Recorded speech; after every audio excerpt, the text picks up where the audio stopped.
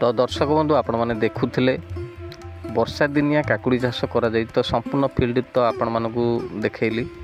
तो निहात रूपे आपण मानक एरिया रे क्यों क्यों भेराइटी आपण माने चाष करती कमेंट बॉक्स रे निहात कमेंट करेंगे। तो जो चाषी भाई मैंने वर्षा दिन पर काकुड़ी चाष करने चाहती तो मु वीडियो शेष में किछिटा हाइब्रिड किस्म कहि जोटा कि वर्षा दिन पर बहुत अनुकूल होता है और अत्यधिक अमल देता है। तो दर्शक बंधु जो चाषी भाई मैंने वर्षा दिने चाष करी तो से उच्चा एवं गड़ाणिया जमी निहाती आवश्यक पड़ता है कहीं वर्षा दिने प्रचुर मात्रा वर्षा होता है।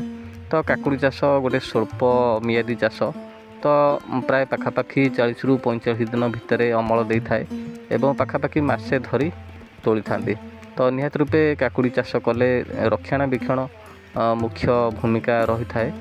तो वर्षा दिने जो चाषी भाई भाड़ी साहाय्य करि तो सेमानक पई बहुत इम्पोर्टाट रही थाए मंजी चयन करवा। तो किस्म जदि भल किस्म बाछि लगेबे ताहले काकुड़ी चाष रे भल लाभवान मध्य हो पारे।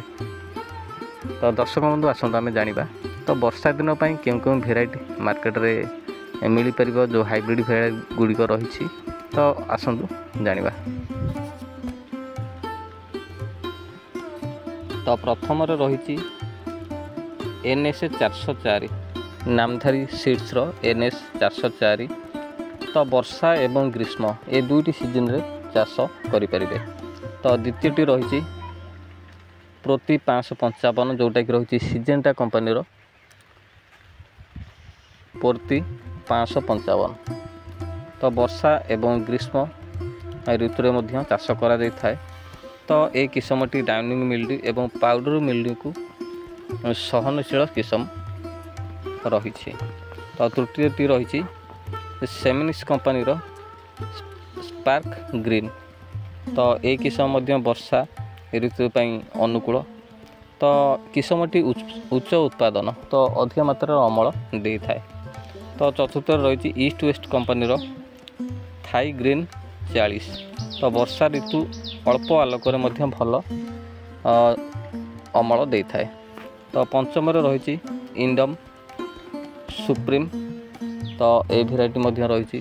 तो वर्षा दिन आपण मैंने चाष करें।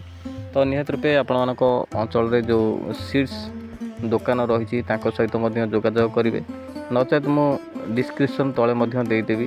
तो कृषि अधिकारी नचेत जो सीड्स मु आपण मानक कहली सब ईस्ट वेस्ट हो कि सीजेंटा हो कि सेमिनिस हो। तो से मार्केटिंग जो रही पिला ताकर नंबर डिस्क्रिप्शन तले देदेवी। आपण सहित जोगाजोग करी मंजी मगई पारे। तो दर्शक बंधु आज भिडियोटी आपण मानक केमती लगला कमेंट बॉक्स रे नियत कमेंट करेंगे।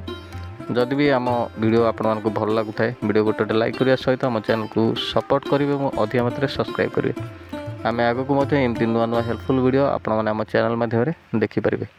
तो दर्शक बंधु आज ये पुणी देखा नेक्स्ट वीडियो रे रहिली नमस्कार।